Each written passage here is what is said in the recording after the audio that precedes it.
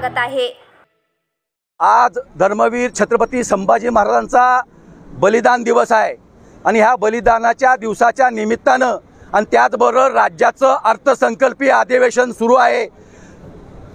छत्रपती संभाजीनगर खुलताबाद येथे औरंगजेबाचं थडगा आहे, त्या थडग्याचं रूपांतर दर्ग्यामध्ये आणि दर्ग्याचं रूपांतर मशिदीमध्ये त्या ठिकाणी केलेलं आहे।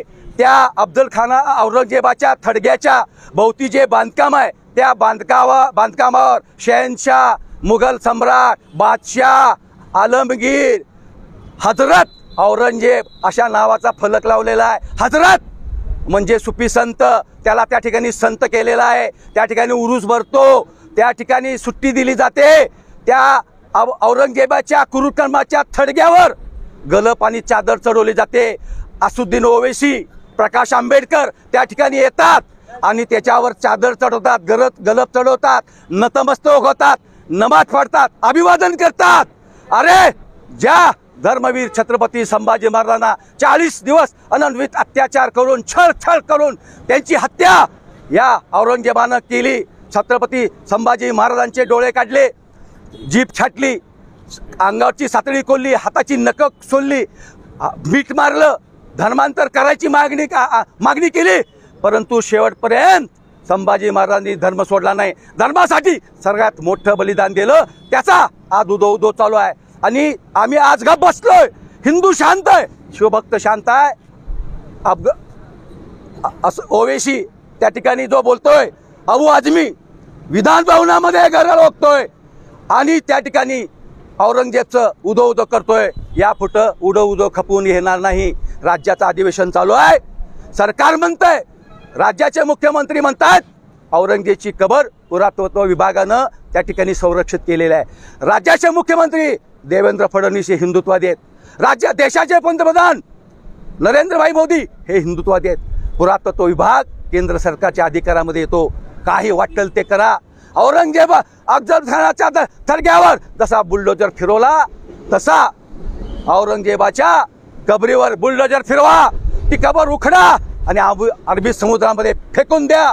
या पुढं राज्यामध्ये टिपू सुलतानच्या बरोबरीनं दर कुरकर्मा कपटी औरंगजेबाचे फोटो मुसलमानांनी नाचवले तर त्यांचे हात खुब्यातनं काढल्याशिवाय शिवभक्त थांबणार नाहीत, असा इशारा मी या ठिकाणी देतो। सांगलीमध्ये आज जिल्हाधिकारी कार्यालयावर हिंदू एकताच्या वतीनं माजी आमदार नितीन शिंदे यांच्या नेतृत्वाखाली या ठिकाणी आंदोलन करण्यात आलं।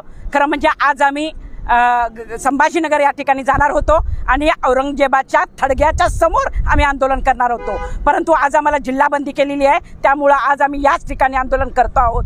आज आपण बघितलं तर तारखेनुसार छत्रपती संभाजी महाराजांचा बलिदान दिवस आहे। तर या छत्रपती संभाजी महाराज म्हणजे आमचं त्यागाचं स्वरूप आहे, ते म्हणजे धर्मनिष्ठ आणि त्याचप्रमाणे राष्ट्रभक्त आहेत की ज्यांच्यावर त्यांचा मृत्यू हाल करून ही औरंगजेबाने केलेला आहे। आज छावा चित्रपट येतोय, संपूर्ण देश रडतोय, त्यांच्या अश्रू आम्ही वाया जाऊ देणार नाही। त्या औरंगजेबाचं थडगं इथून उकडून काढून समुद्रात फेकावं अशी मागणी आज आम्ही या ठिकाणी केलेली आहे।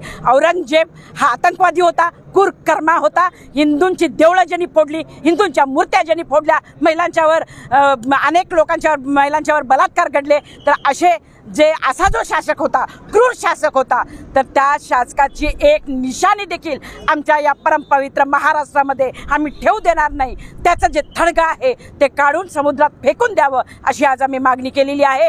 जरी ASIच्या अंतर्गत जरी ही कबर असली तरी देखील आज देशामध्ये हिंदुत्ववादी केंद्र सरकार आहे, राज्य सरकार हिंदुत्ववादी आहे, त्यामुळे आम्हाला खात्री आहे नक्कीच ज्या पद्धतीनं अफजल खानचं तडगं इथून उकडून काढून फेकण्यात आलं आणि अतिक्रमण काढण्यात आलं, त्याच पद्धतीनं इथलं अतिक्रमण निघेल आणि या मातीमध्ये त्याला जसं गाडलं त्याचं प्रतीक म्हणून आज आम्ही त्या ठिकाणी ते काढून आम्ही त्याला समुद्रात फेकून देऊ।